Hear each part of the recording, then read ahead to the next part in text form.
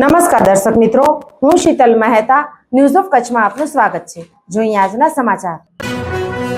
ભુજના ward number 9ના ઉમેદવારો બીજેપીના શીતલ શાહ તથા સાથી ઉમેદવારોએ ડોર ટુ ડોર પ્રચાર કરતા મતદારોનો ઉષ્માભેર આવકાર મળ્યો।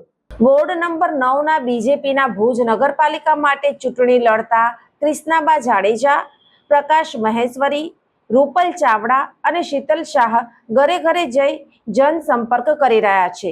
દરેક ગલી રોડ ઉપર આવેલ દુકાનો વગેરેમાં જઈ બીજેપીના કમળને જીત અપાવવા તથા ચારેય ઉમેદવારોની પેનલને મત આપવા અપીલ કરે છે।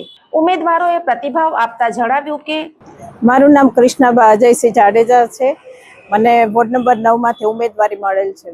પાછલા ઘણા સમયથી વોર્ડનો ઘણો બધો વિકાસ થયો છે અને હજી પણ અમને ક્યાંક થોડોક જે બાકી અધુરાશ લાગે છે એ વિકાસના અને એ બધા કાર્યો કરવા માટે અમે ચારે ઉમેદવારો તત્પર છીએ અને કોઈ પણ કાર્ય આવશે તો એને જરૂરથી ફોલોઅપ લેવામાં આવશે। મારું નામ શીતલ ચંદ્રકાંત શાહ છે। Ward number 9માં Bharatiya Janata party તરફથી ટિકિટ મળેલી છે અને એમાં ઉમેદવારી નોંધાવેલી છે।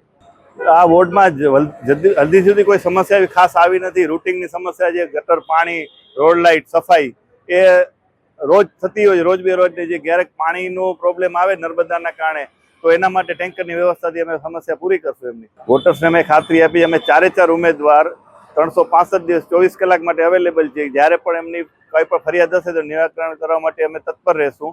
અમારો ફોન કદાચ ન ઉપડ્યો તો કોલ બેક પણ આવશે એમને। મારું નામ પ્રકાશભાઈ રામજીભાઈ મહેશ્વરી, વોર્ડ નંબર 9ના ઉમેદવાર છે।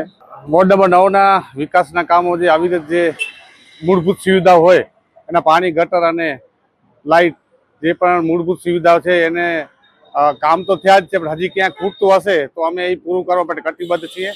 અમે મતદારોને વિશ્વાસ અપાવીએ છીએ કે અમે ચારે જણા થઈ અને 9મો વોર્ડને સારી રીતે સ્વચ્છ રાખીએ એવી અમે તમારી અપીલ કરી। મારું નામ રૂપલ હિતેશ ચાવડા છે। હું વોર્ડ નંબર 9માંથી મારી ઉમેદવારી છે।